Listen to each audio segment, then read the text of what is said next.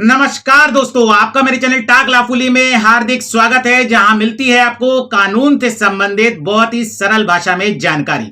दोस्तों, आज की इस वीडियो में मैं आपको बेल या जमानत के बारे में बताऊंगा। बेल या जमानत में आपको बिल्कुल भी कंफ्यूज होने की जरूरत नहीं है। इस वीडियो में मैं आपको बताऊंगा कि जमानत क्या होती है, जमानत कराने की क्या जरूरत है, क्यों कराते हैं जमानत और जमानत कितने प्रकार की होती है।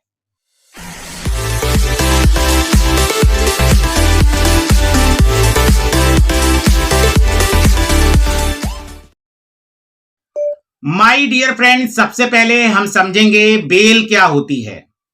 बेल एक कानूनी प्रक्रिया है जो किसी आरोपी और गिरफ्तार व्यक्ति या जेल में बंद व्यक्ति के संवैधानिक अधिकारों की रक्षा करती है।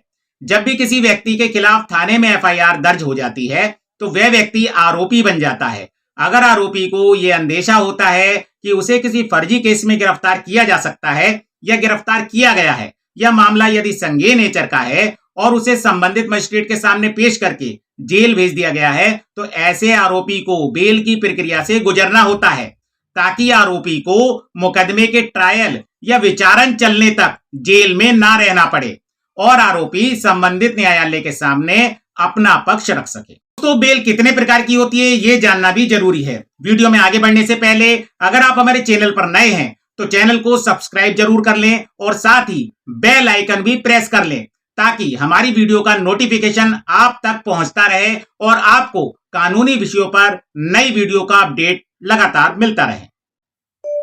जमानत या बेल दोस्तों चार प्रकार की होती है: regular bail, default bail, anticipatory bail और एंटरिम बेल।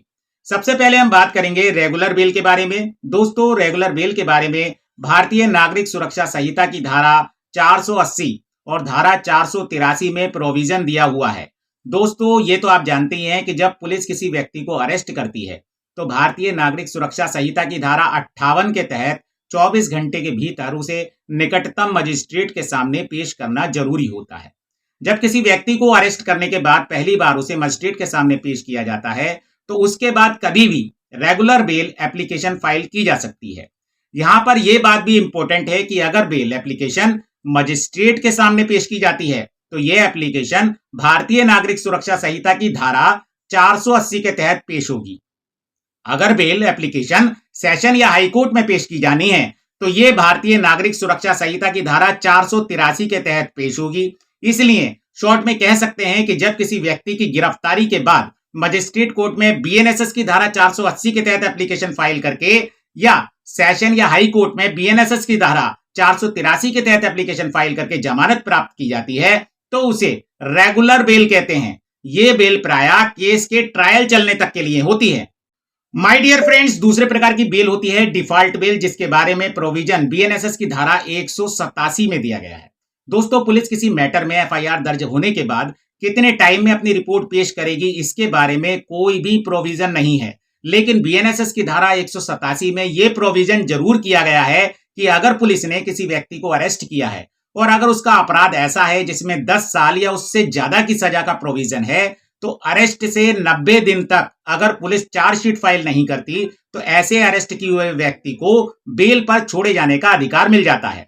इसी तरह यदि एफआईआर किसी ऐसे अपराध के बारे में है जिसमें 10 साल से कम की सजा का प्रोविजन है और किसी व्यक्ति को अरेस्ट किए हुए 60 दिन से ज्यादा का टाइम हो चुका है और पुलिस चार्जशीट फाइल नहीं कर पाती तो ऐसे अरेस्ट किए हुए व्यक्ति को बेल पर छोड़े जाने का अधिकार मिल जाता है। इसको डिफॉल्ट बेल कहते हैं, क्योंकि ऐसा माना जाता है कि अगर पुलिस एक निश्चित समय अवधि में चार्जशीट फाइल नहीं कर पाती तो अरेस्ट किए हुए व्यक्ति को एक लिमिट से ज्यादा अरेस्ट में नहीं रखा जा सकता। ऐसी दशा में अरेस्ट किए हुए व्यक्ति को जमानत अधिकार पूर्वक मिलती है। मतलब यह कि जमानत एप्लीकेशन फाइल किए जाने पर मजिस्ट्रेट को कोई डिस्क्रिशन नहीं होता, बल्कि उसे केवल यह देखना होता है कि अपराध किन धाराओं के अंतर्गत है और उसे अरेस्ट हुए कितना समय बीत चुका है। यदि 60 या 90 दिन हो चुके हैं और चार्जशीट नहीं आई है तो मजिस्ट्रेट को सामान्यतः व्यक्ति को बेल प्रदान करना जरूरी हो जाता है। अगर बेल एप्लीकेशन प्रस्तुत करने से पहले ऐसे अरेस्ट व्यक्ति की चार्जशीट कोर्ट में दाखिल हो जाती है तो ऐसे व्यक्ति को डिफॉल्ट बेल नहीं मिलेगी और उसे रेगुलर बेल की प्रक्रिया से गुजरना पड़ेगा।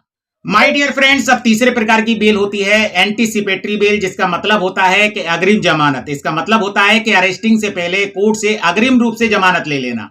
ये एक विशेष प्रकार की जमानत होती है यदि किसी व्यक्ति के खिलाफ एफआईआर है और पुलिस से उस व्यक्ति को गिरफ्तार कर लिए जाने की आशंका है तो इसके लिए सेशन कोर्ट या हाई कोर्ट में एंटीसिपेटरी बेल की एप्लीकेशन फाइल कर सकते हैं। इसके लिए बीएनएसएस की धारा 482 में प्रोविजन दिया है।